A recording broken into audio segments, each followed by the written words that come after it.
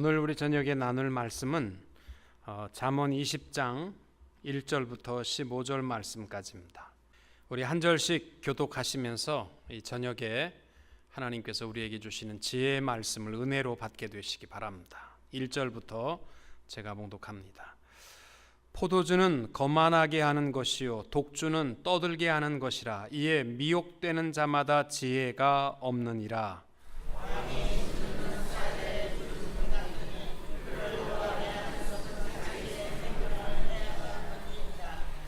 다툼을 멀리하는 것이 사람에게 영광이거늘 미련한 자마다 다툼을 일으키느니라.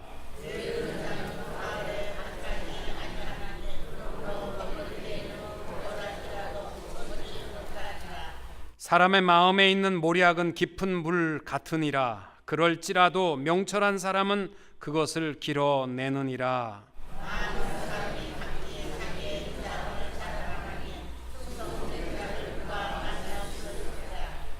온전하게 행하는 자가 의인이라. 그의 후손에게 복이 있느니라.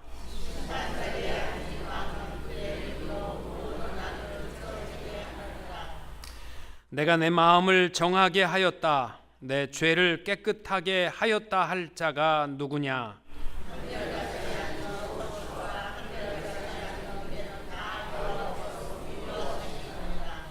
비록 아이라도 자기의 동작으로 자기 품행이 청결한 여부와 정직한 여부를 나타내느니라.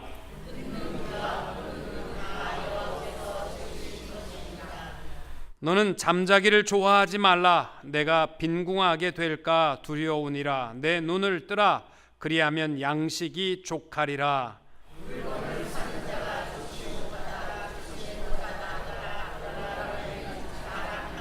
같이 봅니다. 세상에 금도 있고 진주도 많거니와 지혜로운 입술이 더욱 귀한 보배니라.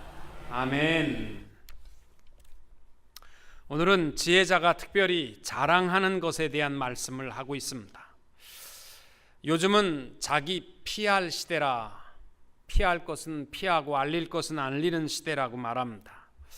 근데 누구든지 그 사람이 자랑하는 것을 들어보면 그 사람의 인생의 목적과 또 삶에 가장 소중하게 여기는 것이 무엇인지를 알 수가 있습니다. 왜냐하면 누구든지 자기에게 가장 자랑스러운 것들은 다 자기의 생각 속에 아름다운 것을 아름답다라고 생각하는 것을 자랑하기 때문입니다. 때때로 너무 엉뚱한 것을 자랑하는 사람들을 보면요, 저 사람이 머리가 있는 사람인지 없는 사람인지조차 그 자랑하는 것을 보면 조금 정신 나간 사람처럼 의심스러울 때도 있습니다. 목사가 강단에서 돈을 자랑하고 또 물질을 자랑하고 또 명예를 자랑하고 자식을 자랑한다면 그만둬야죠. 하기야 목사도 강단에서 세상적인 것을 자랑하고 있는데 성도들이 삶 속에서 무엇을 자랑하겠습니까? 여러분, 그 베르나르 베르베르의 웃음이라는 책에 보면 나이별로 자랑거리가 다르답니다. 사람이 태어나 돌 때가 되면 똥오줌을 가리는 것이 자랑이고 3살이 되면 이가 나오는 것이 자랑이고 어린이가 되면 친구들이 생겼다는 것이 자랑이고 18살이 되면 운전면허를 딸 수 있다는 것이 자랑이고 20살이 되면 사랑의 짝을 찾을 수 있는 것이 자랑이고 장년이 되면 돈 자랑이고 초기 노년기에 접어들면 잠자리를 할 수 있다는 것이 자랑이고 중노년기에 접어들면 자동차를 운전할 수 있다는 것이 자랑이고 80이 넘어가면 치아와 친구가 남아있다는 것이 자랑이고 더 나이가 들면 집을 찾아올 수 있다는 것이 자랑이고 초고령이 되면 밥 잘 먹고 대소변을 아직도 가릴 수 있다는 것이 자랑이랍니다.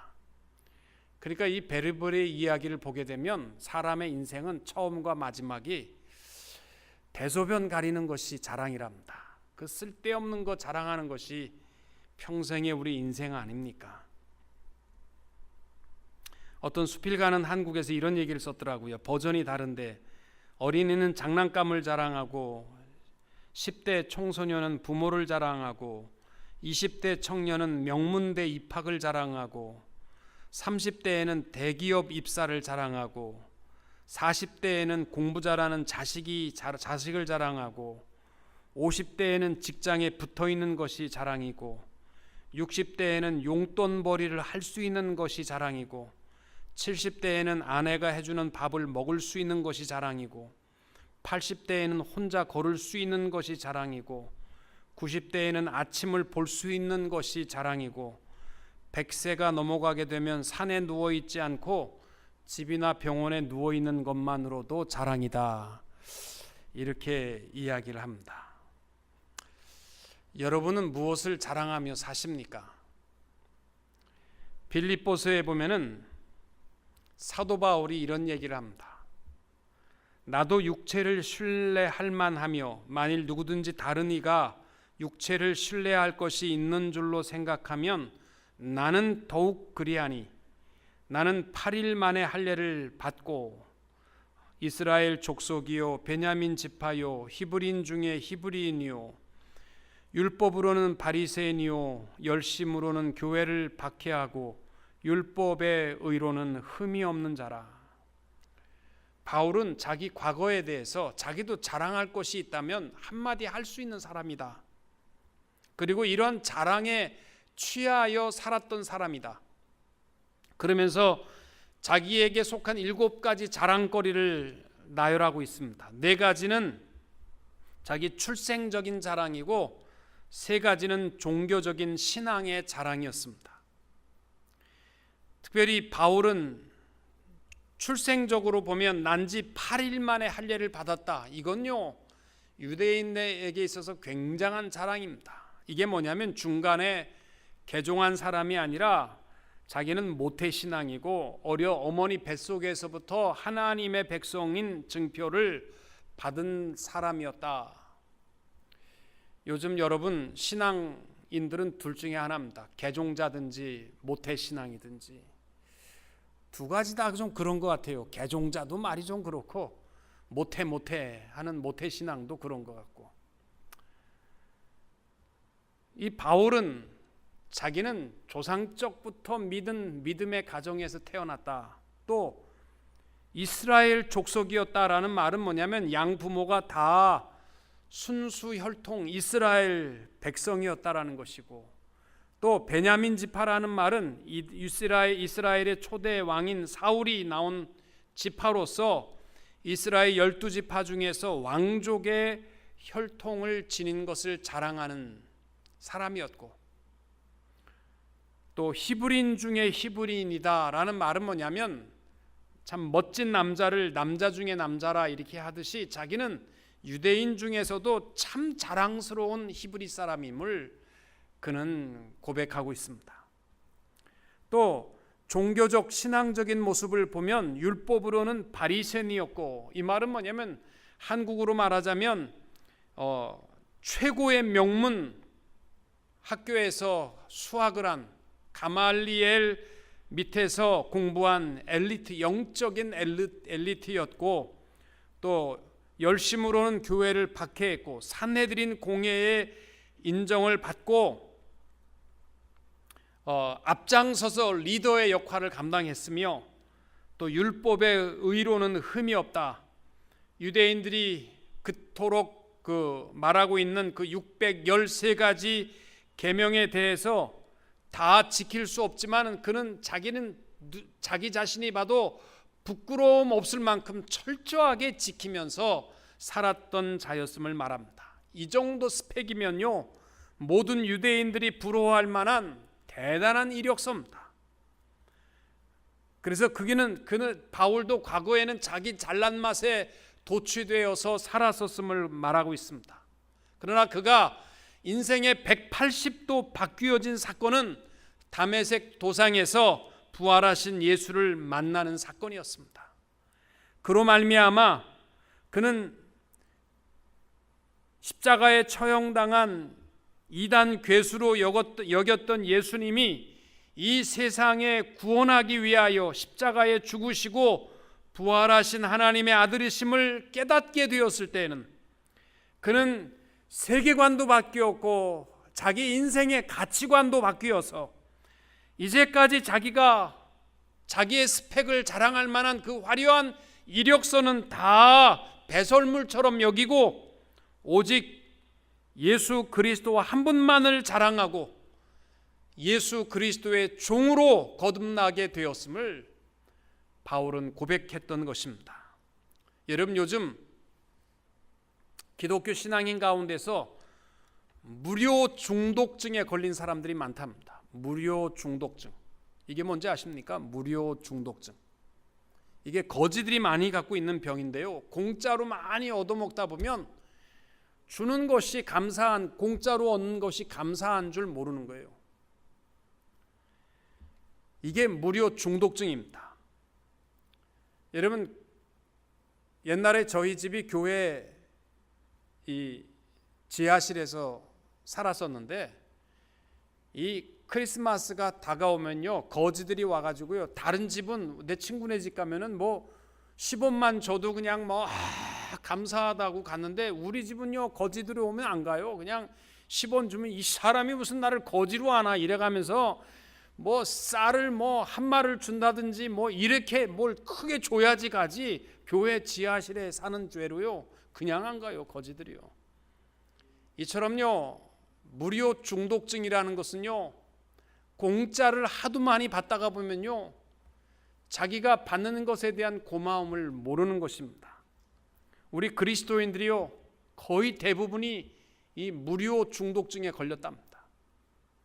독생자 예수를 우리에게 보내어 주셨고 우리의 모든 부끄러운 죄를 위하여서 십자가에 대신 죽으셨고, 그래서 우리를 용서해 주셨고, 부활의 첫 열매가 되심으로 우리에게도 영원한 생명과 소망을 약속해 주셨습니다. 이 모든 것이 공짜입니다.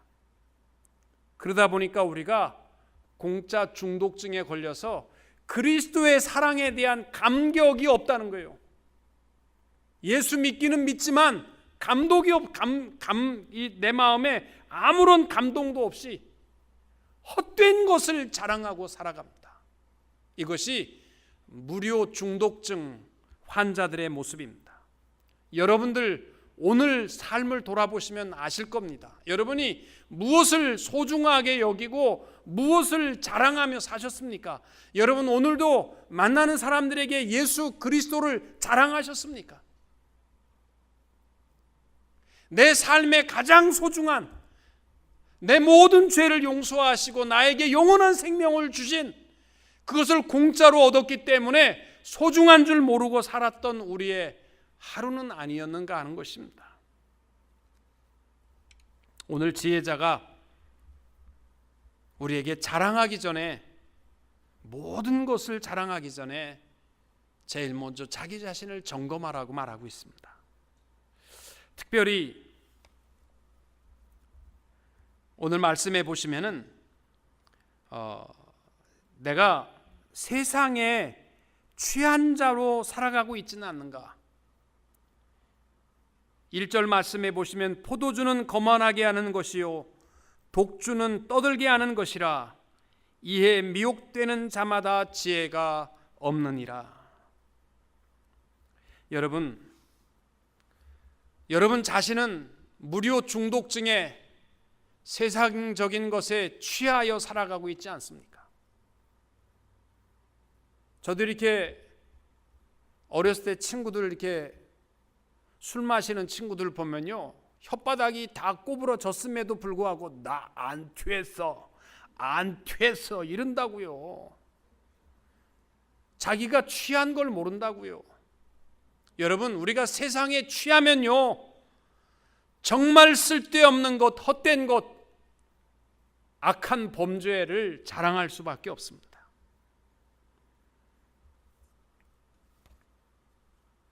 또 내 스스로를 돌아볼 때에 4절에 보면 게으른 자는 가을에 밭 갈지도 아니하나니 그러므로 거둘 때에는 구걸할지라도 얻지 못하리라. 우리 하나님께서는요, 만홀히 여김을 받지 아니하시는 하나님입니다. 심는 대로 거두게 하시는 하나님이십니다. 특별히 우리 민족은 왜 그런지 모르지만요, 일확천금을 자랑합니다. 나는 노력을 하지 않고 이따시만한 큰 수확을 얻게 되었다. 이것을 헛된 것을 자랑하게 됩니다. 그러나 이것은 결코 하나님 앞에 축복이 아닙니다. 우리 하나님은 이 없은 여김을 받지 아니하시는 하나님이시고 심는 대로 거두게 하시는 하나님이십니다. 최선을 다하는 것을 우리의 삶의 정직한 삶의 자랑으로 여길 수 있게 되시기를 축복합니다. 또 14절에 보면 내가 내 자신을 돌아볼 때 물건을 사는 자가 좋지 못하다 하다가 돌아간 후에는 자랑하느니라. 내가 물건을 살 때는 좋지 못하다고 하는 이유가 뭐예요? 물건값 깎기 위한 것 아닙니까? 그리고 내가 물건을 산 다음에는 많은 사람 앞에 이 좋은 것을 내가 얼마나 싸게 샀다고 요거를 굉장히 자랑하지 않습니까?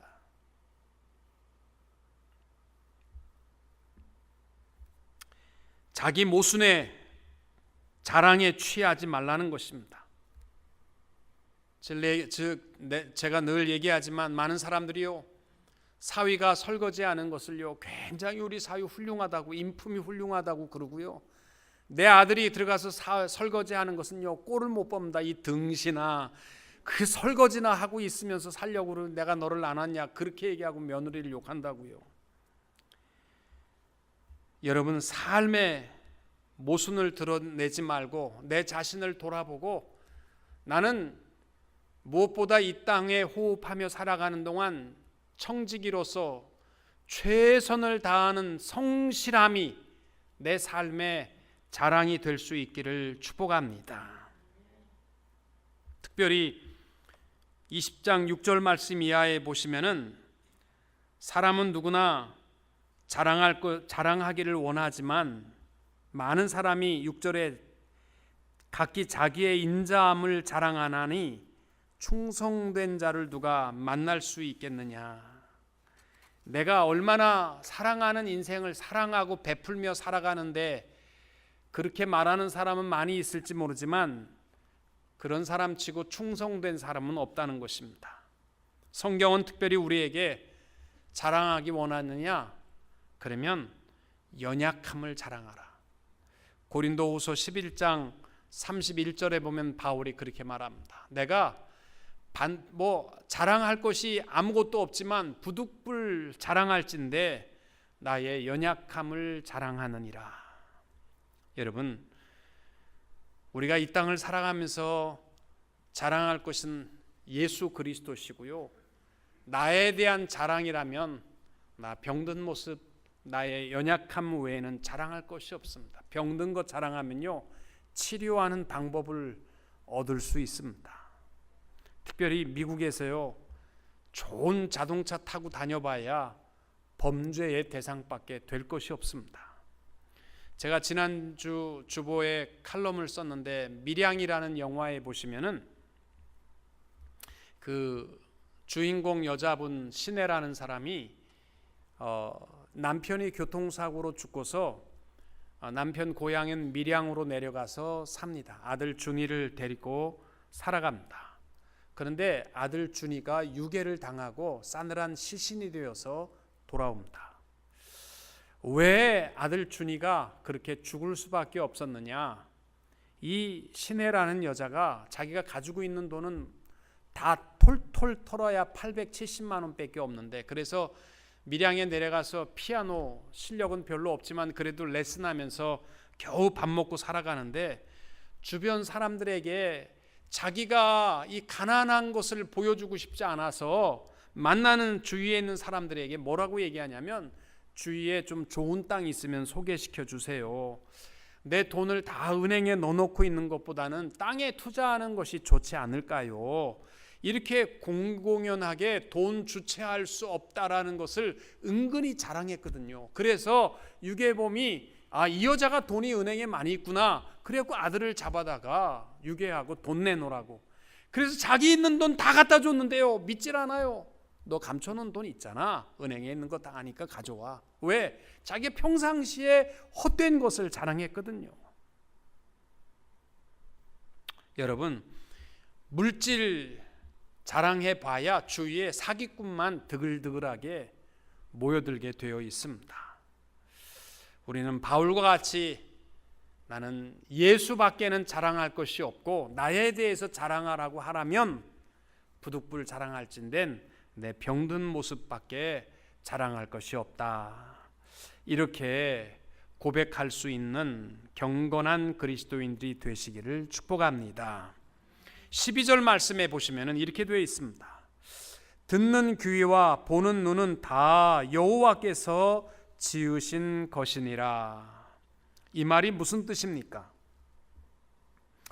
이 말의 의미는 우리의 귀와 눈을 지으신 하나님께서 모든 것을 듣고 또 모든 것을 보고 계신다라는 뜻입니다. 우리 하나님은 우리가 무엇이든지 구하는 것도 다 들으시고 우리가 이 땅 위에서 헛된 자랑하는 것도 우리 하나님 다 아십니다.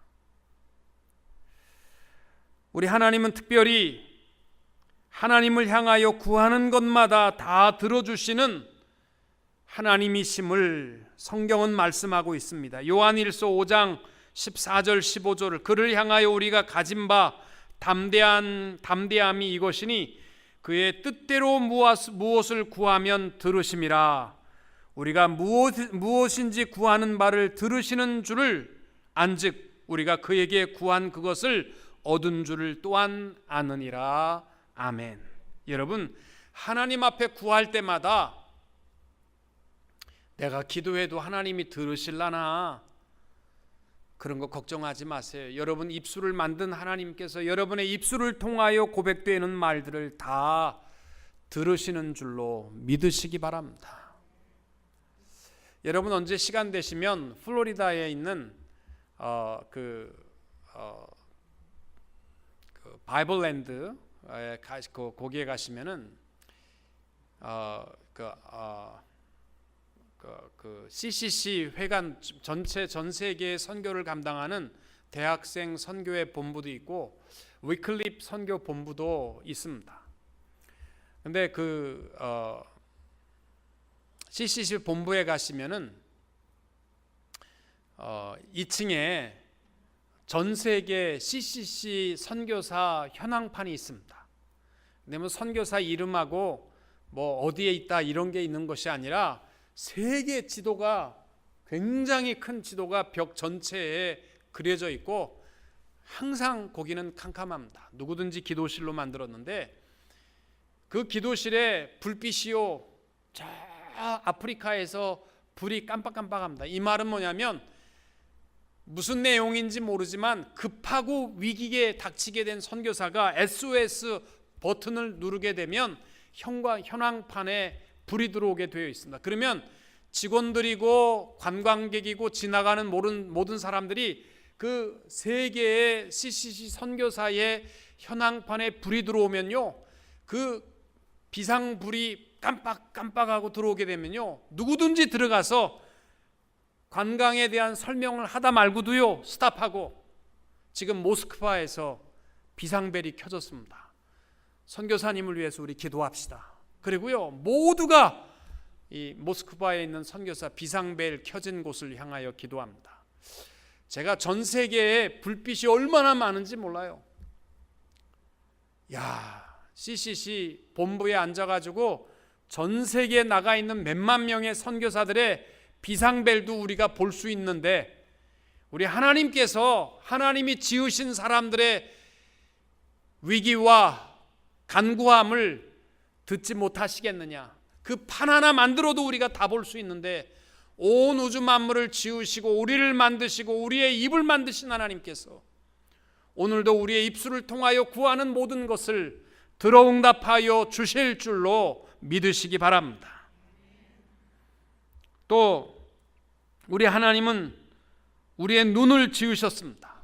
우리 하나님은 온 우주 만물을 감찰하시는 하나님이십니다. 하나님의 모습대로 우리가 눈을 통하여 보게 하셨는데, 우리 하나님은 우리가 무엇을 하든지 일거수일투족을 다 알고 계시는 하나님이신 줄로 믿습니다. 그래서 욥기 28장 24절에 욥이 고백하는 말이, 이는 그가 땅 끝까지 감찰하시며 온 천하를 살피신다. 여러분, 우리 하나님은 아무도 세상 사람들이 모르지만 우리의 마음까지도 세심하게, 우리의 양심까지도 감찰하시는 하나님이신 줄로 믿습니다. 여러분, 우리는 하나님의 불꽃과 같은 눈동자와 또 우리의 구하는 것을 들으시고 우리의 입술의 모든 것을 아시는 하나님이신 줄로 믿습니다. 그렇다면 우리가 언젠가 하나님 앞에 설 때에 부끄러움 없이 설 수 있도록 우리가 보는 것과 말하는 것을 하나님 앞에 부끄러움 없이 지킬 수 있기를 바랍니다. 헛된 것들을 자랑하지 말고 모든 자에게 살아 역사하시는 하나님의 사랑과 그 능력을 자랑할 수 있게 되시기를 축복합니다. 만약에 나에 대해서 자랑하라고 할진대, 바울과 같이 나의 부득불 내가 자랑할진대 나의 병든 모습을 자랑한다, 이렇게 우리의 연약함을 자랑하며 살아갈 수 있는 우리 성도님들이 다 되시기를 주님의 이름으로 축원합니다.